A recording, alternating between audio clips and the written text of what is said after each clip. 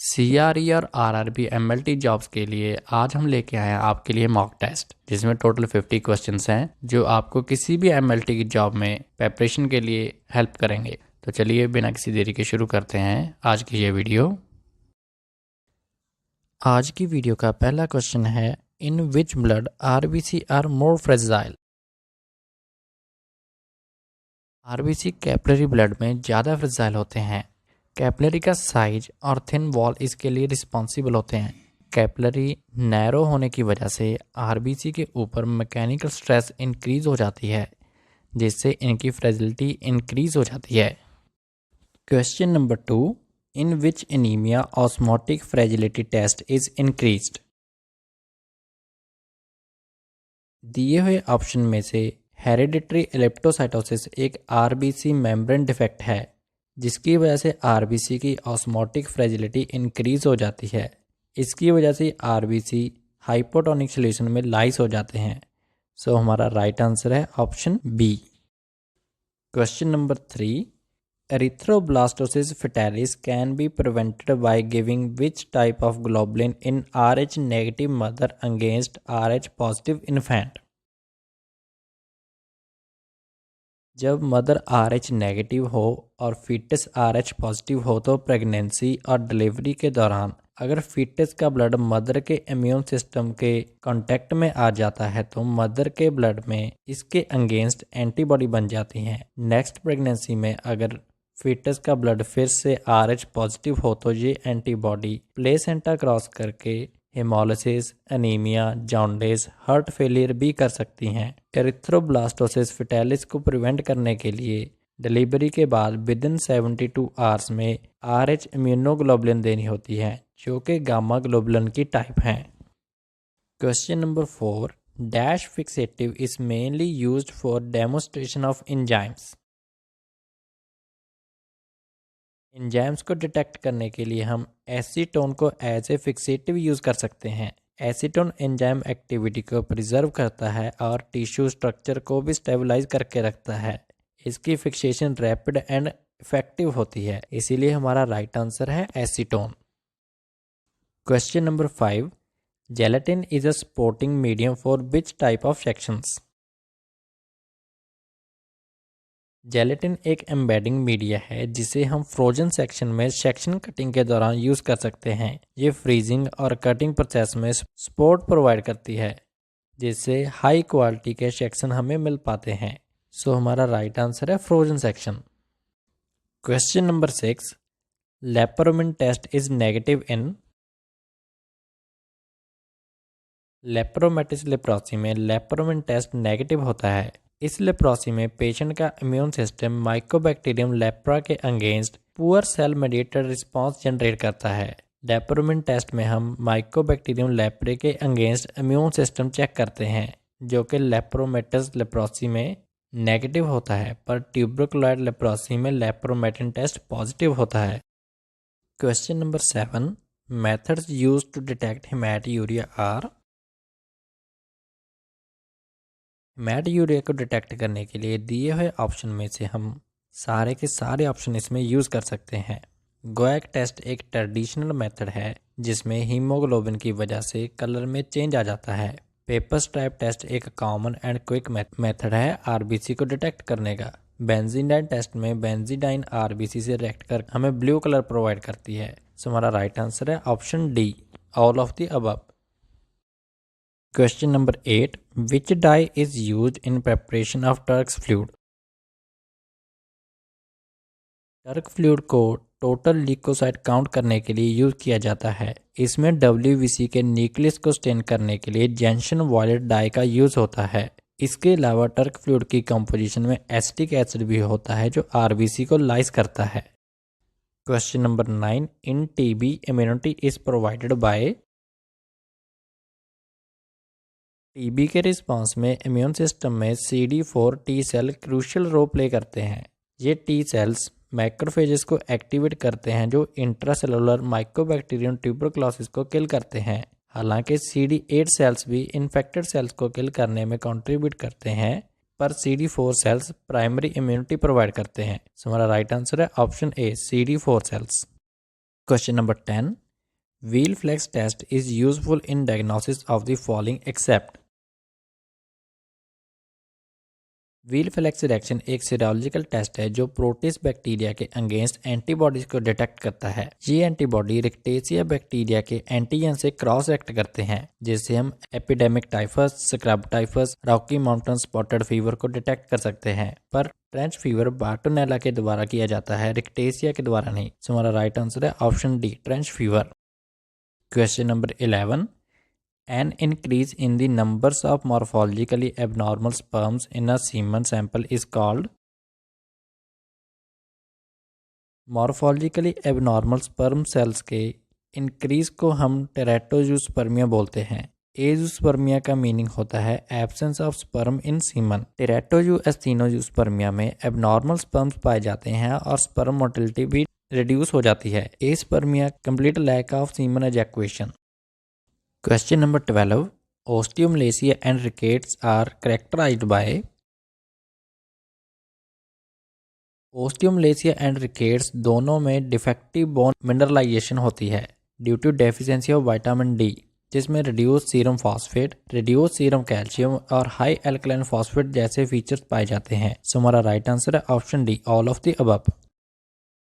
Question number 13. Very low density lipoprotein is also known as lipoproteins को जब हम electrophoresis में डिफरेंशिएट करते हैं तो very low density lipoprotein migrate होकर प्री बीटा रीजन में आ जाता है, जिसकी वजह से VLDL को हम प्री बीटा लिपोप्रोटीन भी बोलते हैं। Question number 14. Combined alcian blue PAS technique is use to separate alcian blue और पास के कॉम्बिनेशन से हम एसिड और न्यूट्रल दोनों म्यूसिन को डिटेक्ट कर सकते हैं। एल्शियन ब्लू एसिड म्यूसिन को ब्लू कलर प्रोवाइड करती है और पास न्यूट्रल म्यूसिन को magenta to pink colour provide करती है। Question number 15. Leukocytosis occurs in all condition except leukocytosis यानी कि इंक्रीज इन WBC काउंट, जो कि हमें माइकार्डियल इन्फ्रेक्शन, बर्न्स और हेमरेजेस जैसी कंडीशंस में देखने को मिलती है। एप्लास्टिक एनीमिया में बोन मैरो फेलियर होने की वजह से पैनसाइटोपिनिया हो जाता है, पर ल्यूकोसाइटोसिस नहीं होती। सो हमारा राइट आंसर है option B, aplastic anaemia. Question number 16. Among the following cestodes adult worms are found in human intestine in all except taenia saginata, जिसे हम बीफ टेप बॉम बोलते हैं, डी लेटिम यानी कि फिश टेप बॉम, और H नाना जिसे हम ड्वार्फ टेप बॉम भी बोलते हैं। तीनों पैरासाइट ह्यूमन इंटेस्टाइन में पाए जाते हैं और इकाइनोकोकस ग्रैनुलोसिस ह्यूमन टिश्यू जैसे कि लीवर और लंग्स में हाइड्रेटेड सिस्ट बनाता है। सो हमारा राइट आंसर है option C. Question number 17. Urine excretion less than 500 ml is known as 24 hours में अगर यूरिन की आउटपुट रिड्यूस होकर 500 ml तक रह जाए तो उसे हम ओलिगोयूरिया बोलते हैं, जो कि किडनी डायसफंक्शन को इंडिकेट करता है।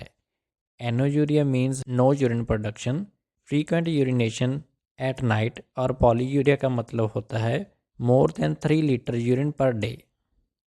Question number 18. Tissues which stain with acid dye is called जो टिश्यू एसिड डाई से स्टेन हो जाते हैं उनको हम एसिडोफिलिक और इयोसिनोफिलिक बोलते हैं। ये टिश्यू एसिड स्टेन जैसे कि इयोसिन से स्टेन हो जाते हैं, जैसे कि cytoplasm and collagen. Question number 19. Which of the following is an example of A mixed gland having both endocrine and exocrine functions mix gland जो एंडोक्राइन एंड एक्सोक्राइन दोनों फंक्शन परफॉर्म कर सकता है। पैंक्रियास इसकी एक मोस्ट वेल नोन एग्जाम्पल है जो endocrine function में hormone like insulin, glucagon and somatostatin release करता है, और एक्सोक्राइन फंक्शन में digestive enzyme like amylase, lipase and protease secrete करता है। Question number 20. Which of the following acts as an blowing agent scotch tap water, ammonium hydroxide and lithium carbonate. ये सारे option को हम H&E स्टेन में blowing step को perform करने के लिए यूज़ कर सकते हैं। ये न्यूक्लियस स्टेनिंग की इंटेंसिटी को इंक्रीज करते हैं और न्यूक्लियस को ब्लू कलर प्रोवाइड करते हैं। Question number 21, the exposure time for sterilisation at 170 degree Celsius in a hot air oven is. Hot air oven एक ड्राई हीट स्टरलाइजेशन मेथड है जिसको glassware like glass syringes, petri dishes, flask को surgical instrument like scalpel, forcep और chemical like liquid paraffin, fat, glycerol, oil etcetera को sterilise करने के लिए use किया जाता है। इसका holding temperature 160 degree Celsius for 2 hour, 170 degree Celsius for 1 hour and 180 degree for half an hour होता है। Question number 22, thermophilic bacteria thrive at temperature between। Thermophilic bacteria वो होते हैं जो हाई रेंज टेम्परेचर में ग्रो करते हैं। इनके ग्रो करने की temperature range approximately 55 to 80 degree Celsius होती है। For example geobacillus stearothermophilus. Question number 23, euglobulins are a type of. Euglobulin एक प्रोटीन का सबसेट है। जब हम प्लेटलेट पुअर प्लाज्मा को एक एसिड के साथ मिक्स करते हैं तो ये एसिडिफिकेशन क्लॉटिंग फैक्टर को प्रेसिपिटेट कर देता है, जिसे हम यूग्लोबुलिन फ्रैक्शन बोलते हैं। ये कोगुलेशन और फिब्रिनोलाइसिस में भी इन्वॉल्व होता है। Question number 24, the genetic inheritance pattern of beta thalassaemia is. Beta thalassaemia एक ऑटोसोमल रिसेसिव डिजीज़ है, यानी कि जे अफेक्टेड पर्सन को अपने दोनों पेरेंट्स से एक एक म्यूटेंट जीन मिलने पर होती है। और अगर किसी पर्सन को अपने पेरेंट्स से सिर्फ एक ही म्यूटेटेड जीन मिलता है तो वो कैरियर होगा, जिसका कोई सिम्टम नहीं होता या फिर कभी माइल्ड सिम्टम देखने को मिलेंगे। सो राइट आंसर है option A. Question number 25, increased excretion of FIGLU in urine indicates a deficiency of. FIGLU histidine के मेटाबॉलिज्म का एक इंटरमीडिएट है। नॉर्मली ये फिगलू ग्लूटामेट में कन्वर्ट हो जाता है, जिसके लिए इसको फोलेट एज ए कोएंजाइम चाहिए होता है। फोलेट की डेफिशिएंसी होने पर फिगलू अकोमोलेट हो जाता है और फिर यूरिन में एक्सक्रीट हो जाता है। सो हमारा राइट आंसर है option B, folate. Question number 26, vitamin D is essential for the absorption of. Calcium की रेगुलेशन में विटामिन डी एक क्रूशियल रोल प्ले करता है। विटामिन डी इंटेस्टाइन में कैल्शियम की अब्जॉर्प्शन को एनहांस कर देता है, जिससे ब्लड में कैल्शियम एंड पोटाशियम का लेवल मेंटेन रहता है। विटामिन डी फास्फोरस के मेटाबॉलिज्म को भी अफेक्ट करता है, पर प्राइमरली ये कैल्शियम के मेटाबॉलिज्म को मैनेज करता है। Question number 27, A cobweb formation in CSF is a result of increase level of. Cobweb typically CSF में देखने को मिलता है जब प्रोटीन का लेवल इंक्रीज हो जाता है। ये सब आपको ट्यूबरक्लोसिस मेनिंजाइटिस जैसी कंडीशन में देखने को मिलेगा, जिसमें प्रोटीन इंक्रीज होने के कारण एक डेलिकेट नेटवर्क कॉबवेब बन जाता है। सो हमारा राइट आंसर है option B, protein. Question number 28, which method is commonly used for blood gas analysis. Ion selective electrode को सॉल्यूशन में स्पेसिफिक आयंस की कंसंट्रेशन को मेज़र करने के लिए डिज़ाइन किया गया था। ये rapid and accurately blood gas and electrolyte जैसे कि सोडियम पोटाशियम क्लोराइड को मेज़र कर सकता है। Ion selective electrode partial oxygen को मेज़र करने के लिए Clark electrode and partial carbon dioxide को मेज़र करने के लिए सेवरिंगहाउस इलेक्ट्रोड का यूज़ करता है। ये एक एडवांस टेक्नोलॉजी है जो क्लिनिकल वैल्यू की real time and direct measurement हमें बताता है, जो रेस्पिरेटरी एंड मेटाबॉलिक डिसऑर्डर जैसे कि respiratory failure, acidosis and alkalosis को डायग्नोस करने में हेल्प करती है।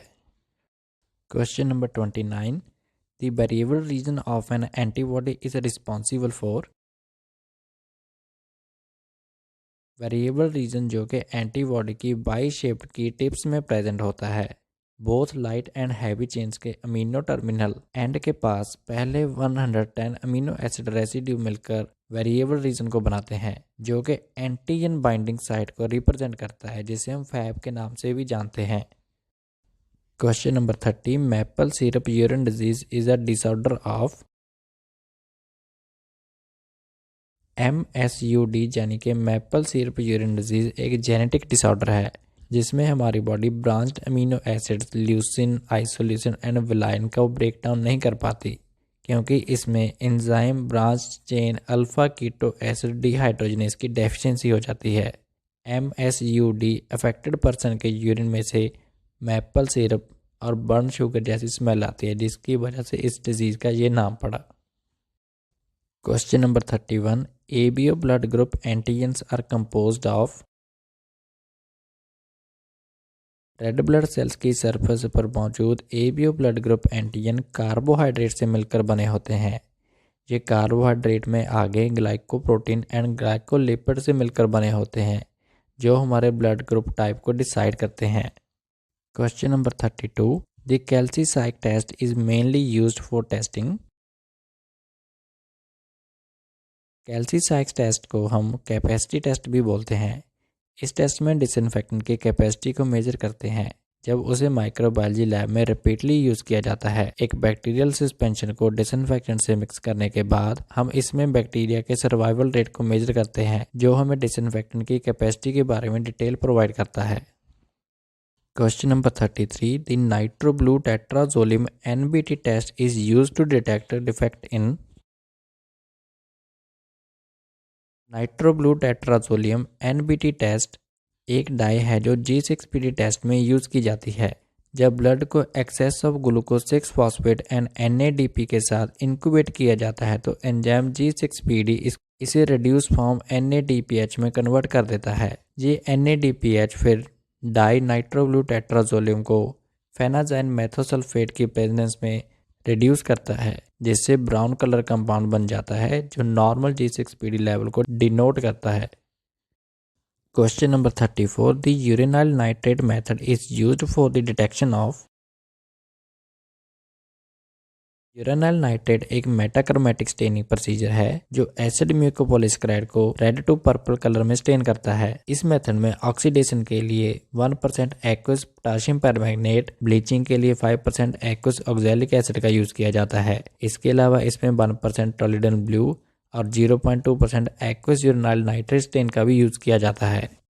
Question number 35, the Wassermann test is historically used to diagnose. Wassermann test और वेजरमैन रिएक्शन सिफिलिस को डिटेक्ट करने के लिए यूज़ किया जाता है। ये एक कॉम्प्लीमेंट फिक्सेशन टेस्ट है जो ट्रेपोनेमा पैलिडम के रिस्पांस में बनी एंटीबॉडीज को डिटेक्ट करने के लिए यूज़ किया जाता था। वेजरमैन टेस्ट आजकल के मॉडर्न टेस्ट से रिप्लेस हो चुका है, जैसे कि VDRL, TPHA, FT, ABS etcetera. Question number 36, the Hess test is used to assess. Capillary fragility यानी कि tendency of small blood vessel to break easily. Hess test में हम कैपिलरी फ्रेजिलिटी को एवेल्युएट करते हैं। पेशेंट की अपर आर्म पर blood pressure cuff लगाकर हम नंबर ऑफ पटैचिया काउंट करते हैं। Increase number of petechiae positive Hess test indicate करते हैं। Question number 37, RNA dependent DNA polymerase activity is characteristic of which virus. RNA dependent DNA polymerase को हम reverse transcriptase के नाम से भी जानते हैं। ये एंजाइम हमें रिट्रोवायरस जैसे कि HIV में देखने को मिलता है। इस एंजाइम से HIV वायरस अपने RNA जीनोम को DNA में कन्वर्ट कर पाता है। ये DNA फिर आगे होस्ट के जीनोम में इंटीग्रेटेड हो जाता है, जिससे वायरस रेप्लिकेशन कर पाता है। Question number 38, sputum sample efficiency in diagnosis infection can be assessed by the presence of. Alveolar macrophages immune cells हैं जो लंग्स में प्रेजेंट होते हैं और रेस्पिरेटरी इन्फेक्शन में डिफेंस का काम करते हैं। एल्वुलर मैक्रोफेज की स्पूटम सैंपल में प्रेजेंस सैंपल की क्वालिटी को इंडिकेट करती है और डायग्नोस्टिक पॉइंट ऑफ व्यू से भी इनकी प्रेजेंस इंपॉर्टेंट होती है। Question number 39, the least effective sample for पस कल्चर इज। माइक्रोबायोलॉजी में वैसे तो स्वैब को सैंपल कलेक्शन में कॉमनली यूज किया जाता है, पर कॉटन स्वैब के फैटी एसिड की वजह से और कैल्शियम एल्जीनेट जो टॉक्सिक प्रोडक्ट इमिट करते हैं, जिसकी वजह से कुछ बैक्टीरिया ग्रो नहीं कर पाते। इसके कंपैरिजन में डैक्रॉन और रेयन स्वैब ज़्यादा बेटर हैं। Question number 40, Crystal violet staining is commonly used in lab to detect